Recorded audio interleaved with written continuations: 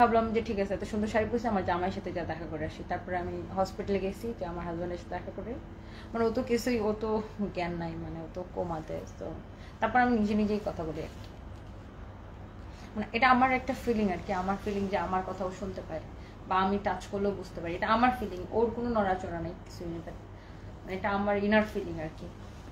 আমি লাইফটা শেষ করে মেকআপটা মুছবো, মেকআপটা মুছে এখন আমি হসপিটালে যাবো আমার হাজব্যান্ডকে দেখতে। আর আমি এখন আর রাতে, আমি রাতে একদমই ঘুমাই না, আমি একদম ফজরের নামাজের পরে ঘুমাই আর কি। আর এখন আমি নর্মালি মানে সোমবার আর বৃহস্পতিবার রোজা রাখি, সো এমনিতেই দেখা যায় যে ঘুমানো হয় না। আমি ঘুমাই হচ্ছে সকালে।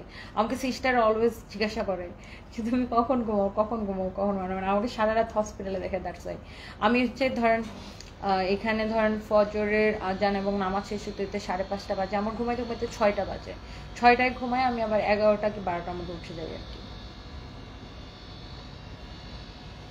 আর যদি ডক্টর আমার সাথে কথা বলতে চায় তখন আরো পরে ঘুমাইতে হয়। ডক্টর আসে 9টার দিকে, 9টা পর্যন্ত ডক্টরের জন্য বসে থাকি।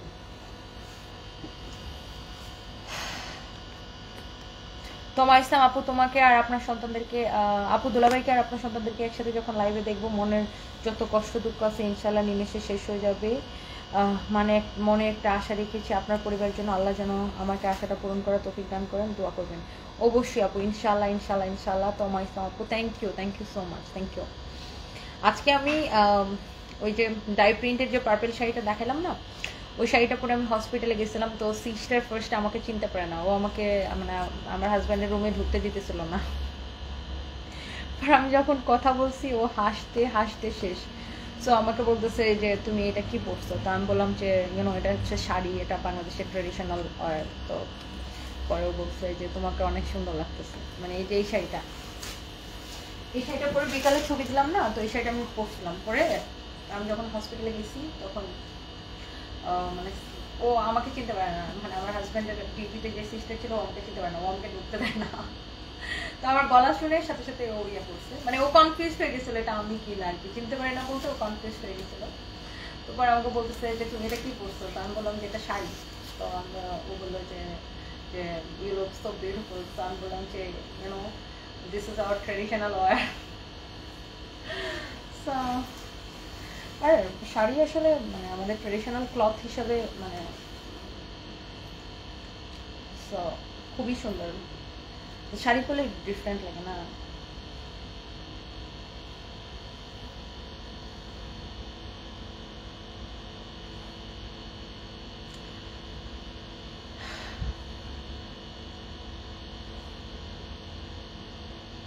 হ্যাঁ, আমি শাড়ি পরে, যে আমার হাজব্যান্ডরা যা বলছে, দেখো আমি শাড়ি পরে ঘুরতেছি, তুমি তাড়াতাড়ি জায়গা যাও।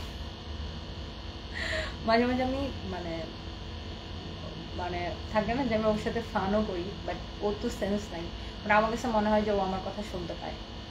তো আমি, ও না শুনলে আমি কথা বলি, একা একাই কথা বলি।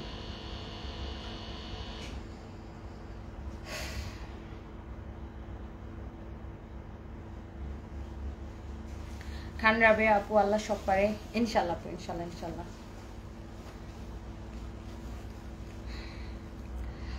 So thank you so much. Nazia Boishakhi হসপিটালে মসজিদটা দেখে আমি খুশি হয়ে গেছিলাম। হ্যাঁ, এই হসপিটালের মসজিদে অনেক ব্যাংককে যারা থাকে অনেক তো দূর থেকে মানুষ নামাজ পড়তে আসে।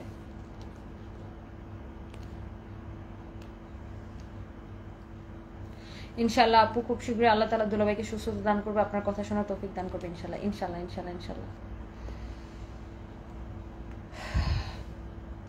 এস এম খুরশিদা, তোমার এই হাসি সবসময় থাকুক, অমলিন হাসির ভিতরেও কান্না লুকিয়ে আছে ধনী দিদি ভাই। দোয়া করবেন ইনশাল্লাহ, আল্লাহ ভরসা।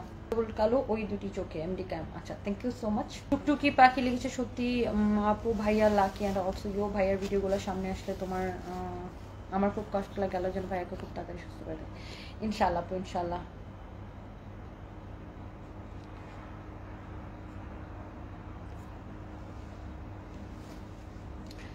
জান্নাতুল ফেরদৌস আপু, তোমাকে যত দেখে অবাক হই কিভাবে পারো হাসি মুখে সব সিচুয়েশন হ্যান্ডেল করতে। আল্লাহ তোমার মতো করে দুনিয়ার সব মেয়েকে ধৈর্য দান করুক। আল্লাহ ভাইকে সুস্থ করে গিয়ে তোমাকে আল্লাহ আরো বেশি ধৈর্য ধরার তৌফিক দিবেন।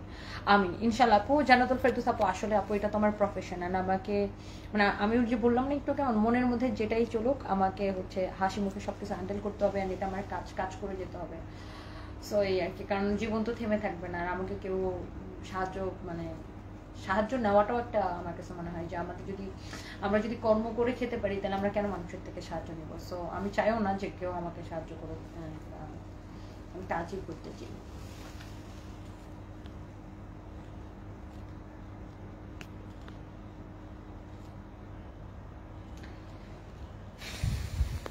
জীবনের সত্যি ডক্টর কি বলছে এখন? ডক্টর তো আপু সেম কথাই, মানে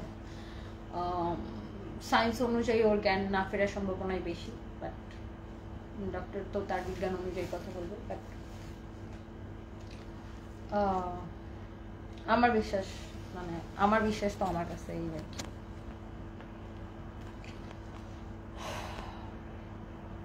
thank you so much. Lamia Islam, খুব তাড়াতাড়ি সুস্থ হয়ে চলে আসবে আপু, তুমি ভাই একসাথে দেখবো, সেদিনটার অপেক্ষা থাকলাম। ইনশাল্লাহ ইনশাল্লাহ ইনশাল্লাহ আপু, ইনশাল্লাহ। তিথি আক্তার আপু, তুমি তোমার বুকে পাথর রেখে কত হাসি খুশি আছো, তোমাকে দেখে মনে হয় না যে তুমি অনেক কষ্ট আছো। আল্লাহর কাছে দোয়া করি ভাইয়ের জন্য তাদের সুস্থ হয়ে থাকে। ইনশাল্লাহ আপু ইনশাল্লাহ। Thank you so much, thank you thank you thank you.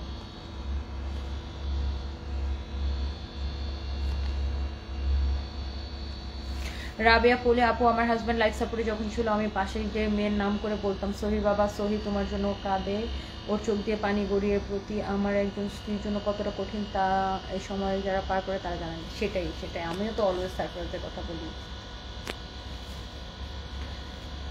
So আল্লাহ হাফেজ, সবাই ভালো থাকেন, কালকে দেখা হবে। হ্যাঁ, জমজমের পানি আপু আমি ব্যবহার করি, মুখ পাকা আপু। জমজমের পানি আমি যখন এইখানে আসি, মানে আমার হাজব্যান্ড যখন প্রথম অসুস্থ হয় ইউনাইটেড হসপিটালে যান তখন ব্যবহার করতাম। ইভেন আমি যখন এয়ার অ্যাম্বুলেন্সে করে এখানে নিয়ে আসি তখন আমার ব্যাগে করে আমি জমজমের পানিটা, মানে আর কিছু আনি না আনি, সাথে জমজমের পানিটা নিয়ে আসছি।